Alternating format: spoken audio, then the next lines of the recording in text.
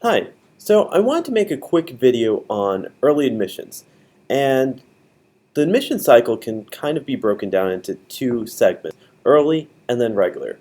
And the early admissions time is a very confusing time for many people, and hopefully I can help demystify that to an extent.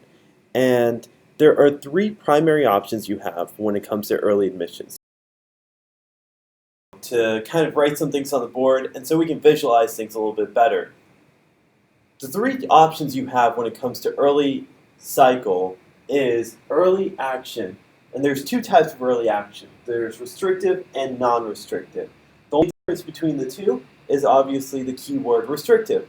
When you're saying restrictive early action, you can only apply to one school. That means you can only apply to one early school whatsoever. You can't apply to an early action school at the same time.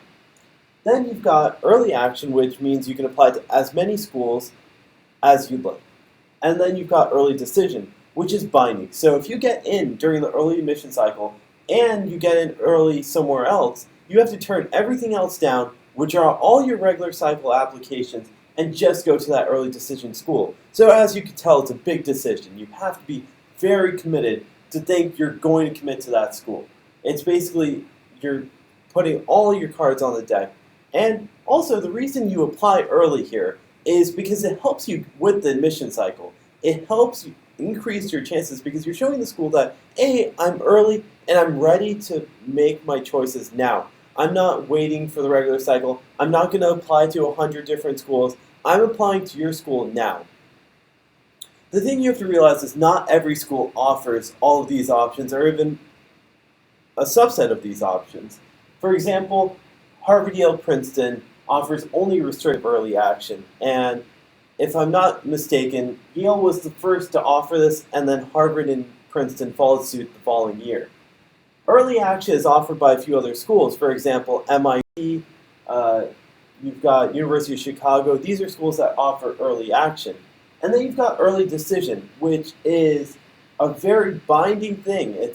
And I keep emphasizing binding because once you sign the dotted line, you are going to go to that school should you be accepted. So this includes Columbia University, where I'm at currently, and it includes Penn and a few other great schools. So if you want to get into these schools, don't hesitate to apply early decision. You just have to know what you're getting yourself into. And trust me, at the end of the day, if you get into a great school early, it's not a bad mistake. It's just you might regret signing on to something too early without considering all your options, visiting, seeing what it's like, because not everyone gets the advantage to visit schools before they apply. And I'll talk about that in a separate video. I actually am of the position that you should not visit schools before you apply.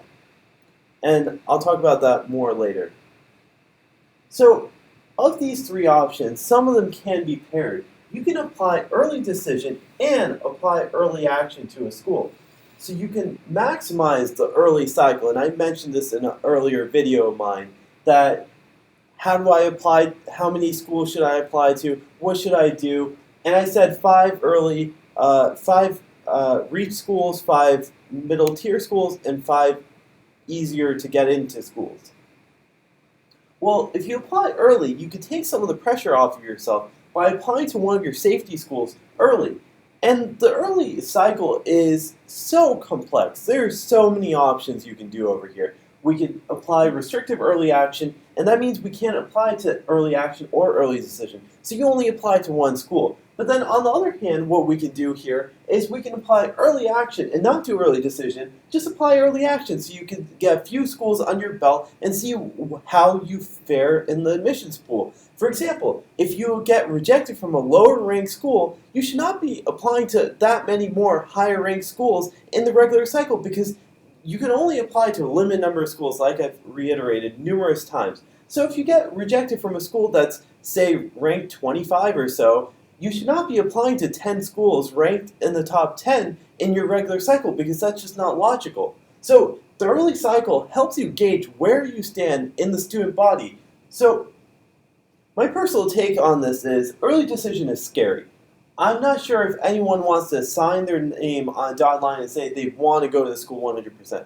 Maybe you're that confident, and then you should go for this option. But currently, if I look back on the process and talk about it from a student standpoint, I'm not sure I could make this decision right off the bat. But you have to realize early decision of these three options, early decision is probably the option that gives you the best boost in your chances of getting into a given school. Restrictive early action, that's another scary one. You can only apply to one school. Yes, it's not binding, but that means I can't apply early action anywhere else, and I can't apply early decision. So you're really narrowing your early cycle down to one school. And typically the schools that have restrictive early action are very competitive schools. So you have your Harvard, Yale, Princeton in this category, and if you get rejected or waitlisted at one of these schools, that's not really telling you where you stand as a student. Yes, you might not fit in at one of those three, but that doesn't mean you're not going to fit in at one of the other two, because the admissions pool of students is very different, but it doesn't really tell you that just because you didn't get into Harvard or Yale or Princeton doesn't mean you're not going to get into another one of the two, or another similarly competitive school like Columbia, University of Chicago. So it's really hard to gauge your subsequent applications based off of restrictive early action and early decision.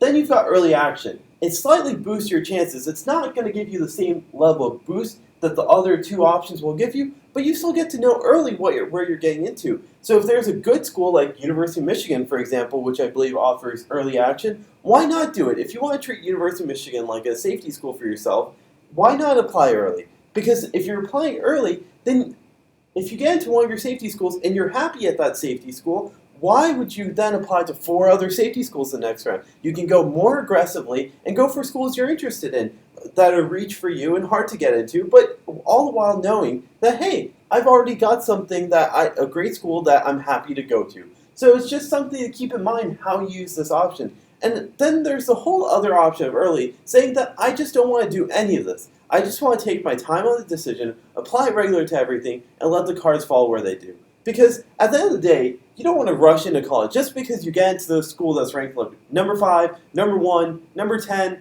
that doesn't mean you're going to be happy there. I keep talking about this and I keep reiterating that you want to be happy about where you go to college. Because face it, you have to spend the next 4 years there. You're going to be working very hard wherever you go to college. You're going to be working very hard. So you want to make sure it's somewhere you're happy, because face it, who wants to go somewhere where they're miserable? Let's say you hate the cold weather. Why go to a school that's ranked highly but in a cold climate? So you really have to balance these decisions when you're choosing where to apply early and what to do with your choices here, because it's a difficult thing. Looking at admissions from a now more numerical standpoint, where I want to maximize the number of schools I get to apply to early, see where I stand in the competition field, because face it, admissions has gotten 10 times harder since I applied. So, and it's only been like 5 years since I applied to college, but it's gotten 10 times harder, I believe. And so I would try to maximize the number of schools I could apply to in the early cycle to see where I'm standing. And maybe I wouldn't do early decision if I still wanted to go to Yale, and I'd take some early action schools. There's 2 great early action schools off the top of my head that I can think of, which are University of Chicago and MIT. Why not apply to those early, and maybe even University of Michigan? That's another great school. That could be more my middle tier or my safety level. I've got 3 schools that I just applied to, see where I stand, and then in my regular cycle, if I get into one of them or 2 or 3 of them, I can then go more aggressively with my regular cycle and apply to more competitive schools where I might be interested in. After I get in, I can finally make the decision of where I go. But that's just my 2 cents on it. That's how I would approach it. And at the end of the day, it's up to you. So this is how early admissions works right now. Let me know if you have any questions. And once again, thank you.